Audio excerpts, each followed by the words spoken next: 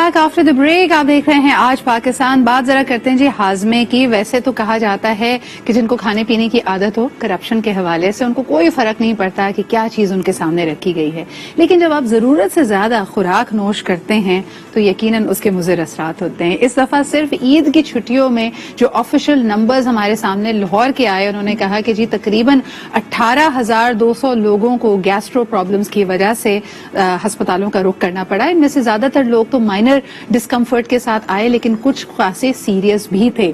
हम अपना पेट समझकर क्यों नहीं खाते जी, खाने को देखकर इतने उतावले क्यों हो जाते हैं? आइए जरा इस पे बात करते हैं। जो कम मेरे ख्याल में हम इसके बारे में बात करते रहते हैं तो कई टिप्स हम आपको देते रहे इवन बिफोर ईद, लेकिन जी पाकिस्तानियों आपने कान नहीं धरे, तो एक दफा फिर आपको पहले दिखाते हैं ये रिपोर्ट, फिर बात करेंगे हमारी एक्सपर्ट से।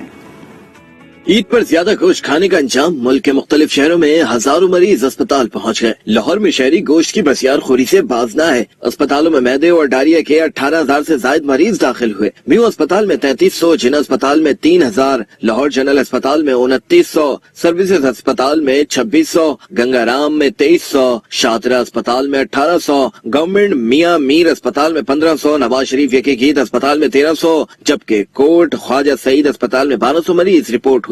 मरीजों की ज्यादा तादाद अंतरियों में इन्फेक्शन, डायरिया, मैदे की जलन, अल्सर और फूड पॉइजनिंग में मुब्तला है। पेशावर में भी ज्यादा गोश्त खाने पर मैदे और पेट दर्द की शिकायत के बाइस 7,000 से ज्यादा मरीज अस्पताल लाए गए।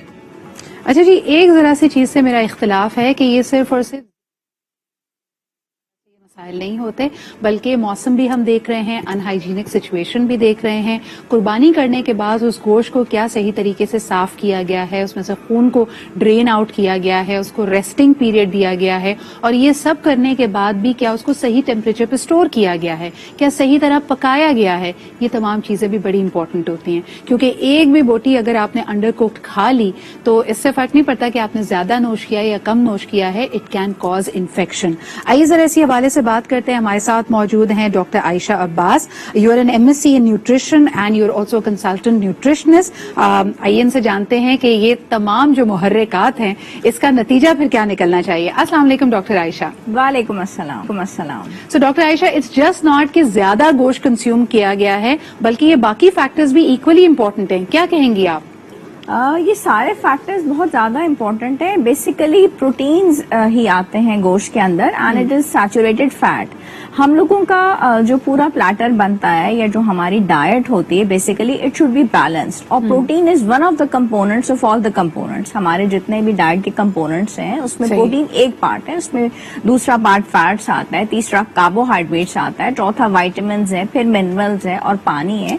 लेकिन हम लोग पता नहीं क्यों किसी एक पार्ट के ऊपर फोकस्ड हो जाते हैं, और सिर्फ एक मील में ही नहीं, इसका तो स्टार्ट ही हमारा ब्रेकफास्ट से हो जाता है, और फिर वो ही ब्रेकफास्ट में फिर पाए, उसके बाद लंच में फिर निहारी, और फिर डिनर जो होता है वो बारबेक्यू पे आ जाता है।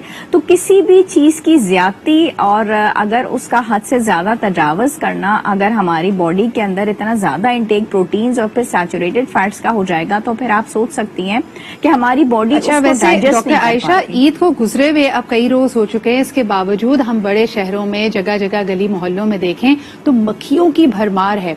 जहां जहां कुर्बानी हुई लोगों ने वहां पे चूना तो डाला, सफाई के इंतजाम किए, लेकिन ये जो मक्खियां हैं जो हर तरफ भिनभिना रही हैं और हमारे खाने को एक तरह से पोल्यूट कर रही हैं, इन्फेक्ट कर रही हैं, and they are carrying very infectious bacteria along with them, इसके बारे में आप क्या कहेंगे? देखें, ये चूंकि हमारा बहुत बड़ा त्योहार होता है और हम इसको बहुत जोश और खरोश से मनाते भी हैं, ये हमारा फर्ज है, हम ये कुर्बानी कर रहे होते हैं, तो एकदम से इसको मैनेज भी नहीं कर पाते।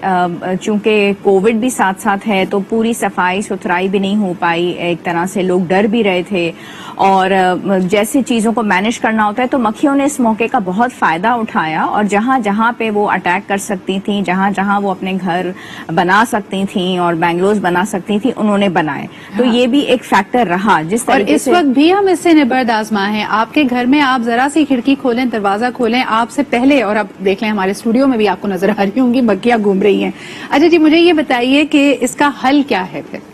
اس کا حل دیکھیں صفائی نصف ایمان ہے, صفائی ہی اس کا حل ہے اور ہمارے ایمان کا حصہ بھی وہ ہے. تو ایک تو صفائی ستھرائی, لیکن وہ صرف مکھیوں کی حد تک نہیں, اس میں سب سے پہلے صفائی ہمارے اپنے گھر سے سٹارٹ ہوتی ہے, ٹھیک ہے. اس میں فریج اور فریزرز کی صفائی سب سے پہلے آتی ہے. ہم نے گوشت لانے سے پہلے ہی اس کی صفائی کر لینی تھی, ان کی پراپر سروس کروا لینی تھی, اور اس کے بعد اس گوشت کی جو صفائی ستھرائی تھی اس کو ہم نے اپنے ویجیٹیبل سے, اس سے چکن سے دور رکھنا تھا. دوسرا پورشن کنٹرول کے ساتھ کھانا تھا. ہم نے یہ سب چیزیں بھی نہیں کی اور جتنی تعداد میں کھا سکتے تھے کھایا.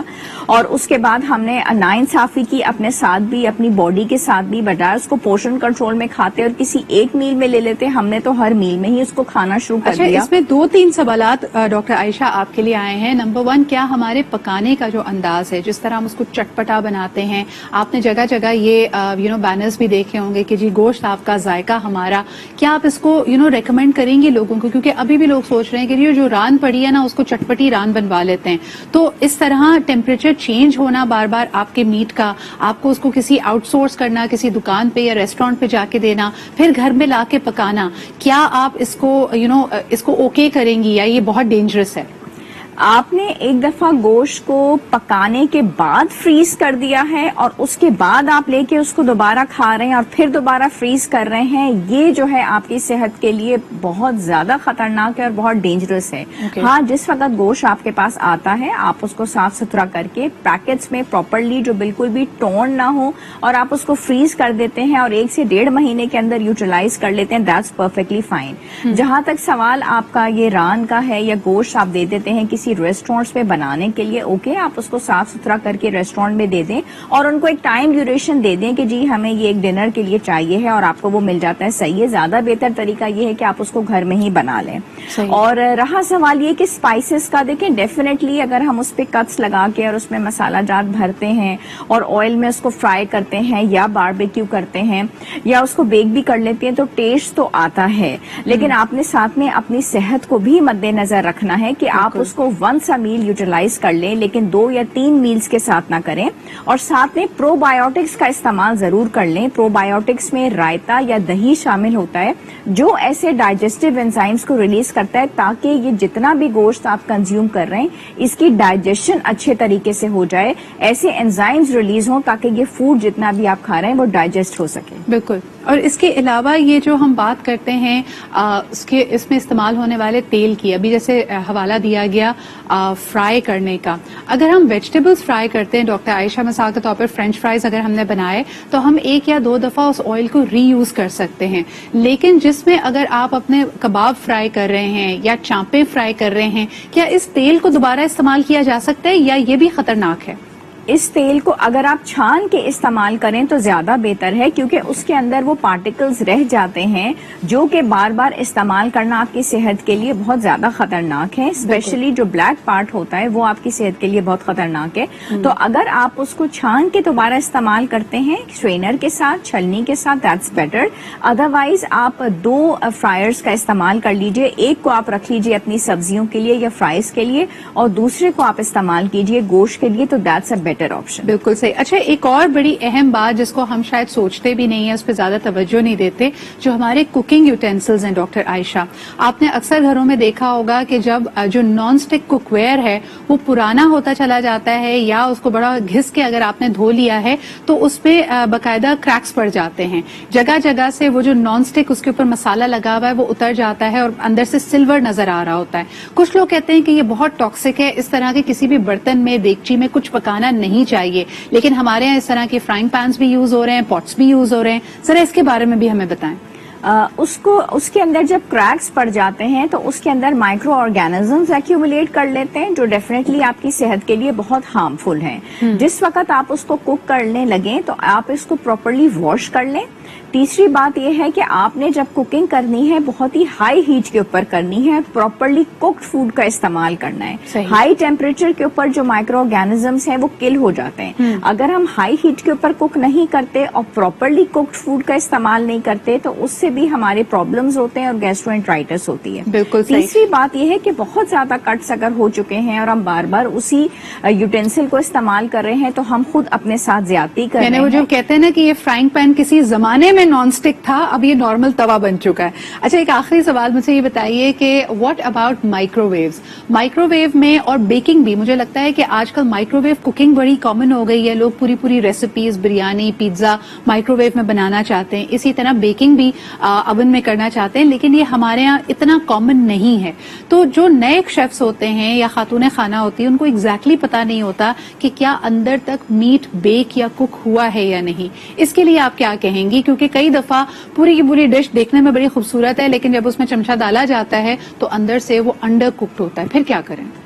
جو پراپر جو نئے بالکل ہی ٹرینیز ہوتے ہیں ان بیچاروں کو تو بالکل ہی پتا نہیں ہوتا, لیکن جو پراپر ٹریننگ حاصل کر چکے ہوتے ہیں وہ بہت ایکسپرٹ ہوتے ہیں, اور وہ باقاعدہ فوک کے ساتھ یا کانٹے کے ساتھ اس کو سٹاپ کر کے چیک کر رہے ہوتے ہیں اور نیچے کی تہہ تک دیکھ رہے ہوتے ہیں کہ وہ براؤن ہو چکا ہوتا ہے اس کا کرسٹ یا نہیں. دوسری بات یہ ہے کہ مائکرو ویو بہت ہی ہارڈ آج کل کے زمانے میں, اب تو بہت اس کے بارے میں ریسرچز ہو چکی ہیں, پلاسٹک کو بالکل استعمال کرنے کے بارے میں منع کر دیا گیا ہے. مائکرو ویو سے زیادہ بہتر ہے کہ آپ سٹوو کے اوپر یا چولہے کے اوپر چائے بھی بنائیں, چیزیں بھی بنائیں. مائکرو ویو میں ایون بچوں کو منع کیا جاتا ہے. جو آپ کے یوٹینسلز ہیں وہ آپ کے کھانے کو اور آپ کی خوراک کو کس طرح افیکٹ کر رہے ہیں, اس پہ ریسرچ کی بہت ضرورت ہے. بہت بہت شکریہ ڈاکٹر عائشہ ہمارے ساتھ موجود ہونے کے لیے, اور خاص طور پہ جو ہم نے بات کی کہ بھائی اپنا پیٹ سمجھ کر کھائیں اور اپنے بلبوتے پہ بائی دا وے آپ اپنا نام بنا سکتے ہیں. اس کے لیے ضروری نہیں ہے کہ آپ کے پاس اثر و رسوخ ہو, اور یہی پیغام ہے نئی کمیونیکیشن بائی پیپسی کا. تو کوئی بھی نئے آئیڈیا کو فوری طور پہ رد نہ کر دیں, بلکہ جس طرح کہ انہوں نے کہا ہے کہ تھوڑا لائف میں لچک لے کے آئیں, ایکسپریشن لے کے آئیں, اور کئی چیزوں کو کہیں why not, let's give it a shot. اسی کے ساتھ لیتے ایک چھوٹا سا break, we'll be right back.